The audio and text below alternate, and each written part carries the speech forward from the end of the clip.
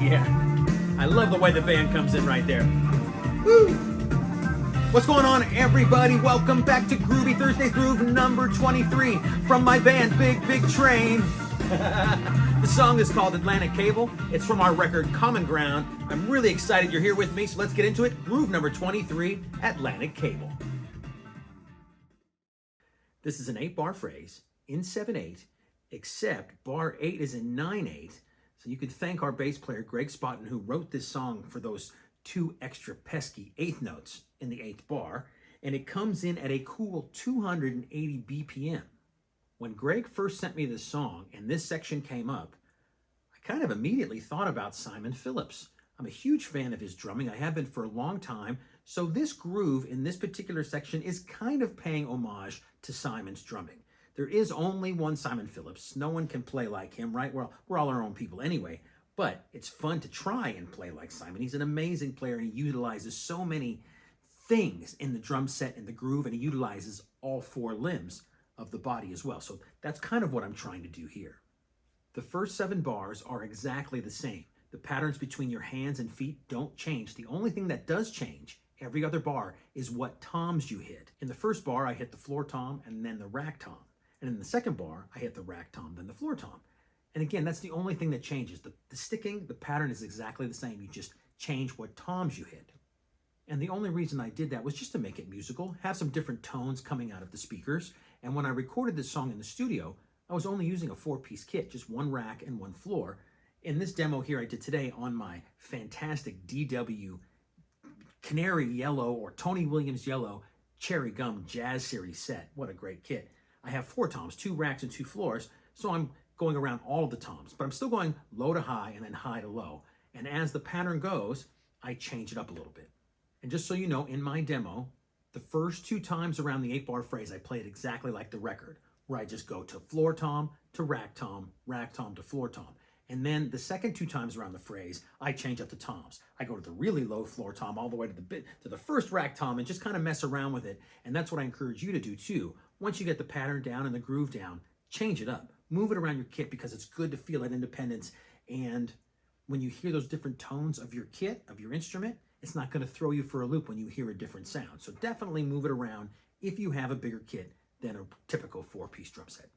Okay, let's get into bar 1 and let's break this pattern into 2 chunks. I want to say one thing right here. This is in 7/8 and the pattern is all 16th notes, okay? But we're not going to count your typical 16th note like you do 1 E and a 2 E and all that kind of stuff.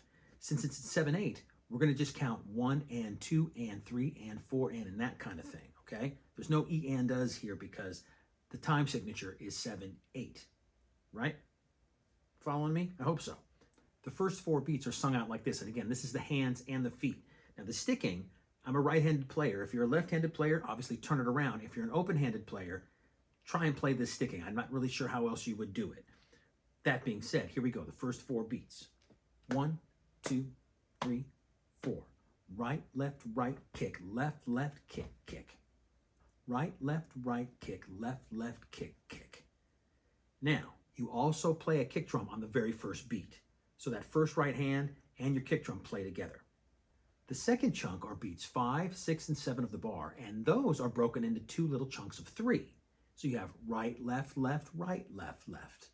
And this is where the toms come in, so I go floor, snare, snare, rack, snare, snare. Floor, snare, snare, rack, snare, snare. Next, you put those 2 chunks together, and you have the whole bar. Let me point out a couple things that might make it a little bit easier for you. On beats 4 and, there's a double kick drum. And right after that double kick drum, you hit the floor tom. And right after that, you follow it with a double in your left hand. That's a pretty natural progression between your feet and your hands. Kick, kick, right, left. Kick, kick, right, left. Just try that if you've never done it before, especially, and see if you can make that pattern flow just that little bit. Kick, kick, right, left. Kick, kick, floor, snare, snare. Do that over and over again. You have this kind of round, circular motion like that.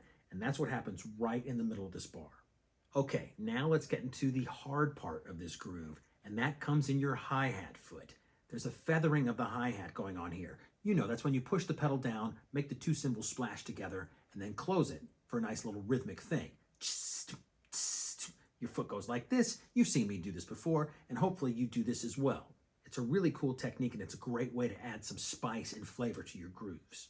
If you count out all of the eighth notes, the hi-hat happens on beat 3 and on beat 6 and of every bar. That's the hard way to feel it, but let me sing it out for you where I'll count out all of the eighth notes, and this is what it sounds like. So here we go. 1, 2, 3, 4. 1, 2, 3, 4, 5, 6, and 7. 1, 2, 3, 4, 5, 6, and 7. 1, 2, 3, 4, 5, 6, and 7. 1, 2, 3, 4, 5, 6, and 7. And, it's a lot. It's a mouthful to get out. So, like I say, with every hard time signature, see if you could feel the pulse or the rhythm of those particular hard parts and just count that. So for me, I feel it like this. 1, 2, 3, and 1, 2, 3, and 1, 2, 3, and 1, 2, 3, and. I'm saying 1, 2, 3, and. That's really arbitrary. It doesn't really matter what you say as long as the rhythm is there.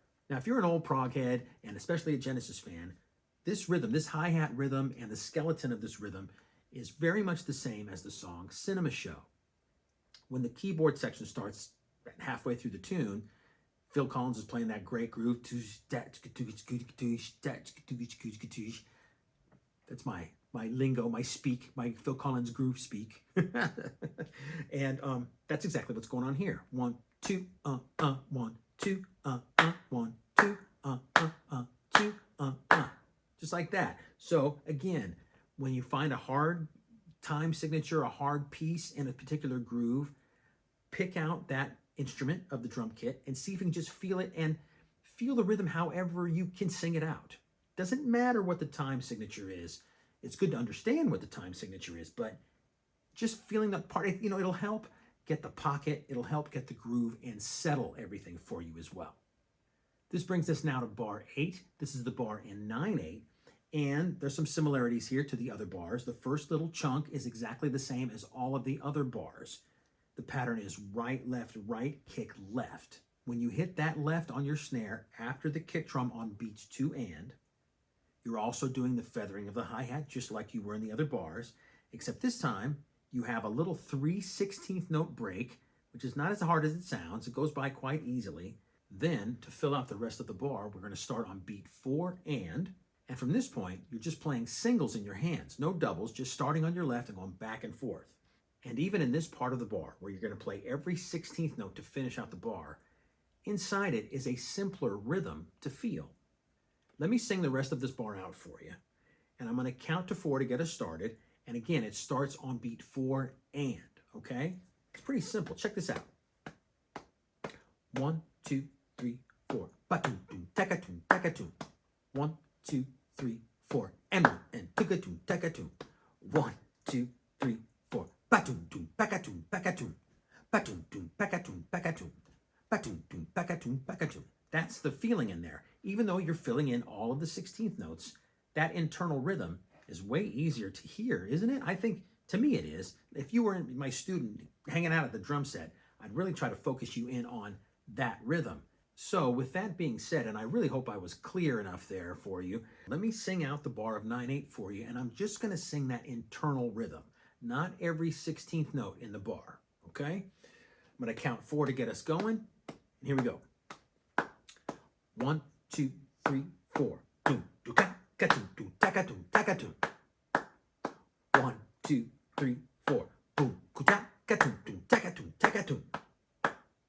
1, 2, 3, 4. Boom, kuta, ka, doom, doom, taka, doom, taka, doom. I know it sounds weird when I sing these things out. I know, I really do.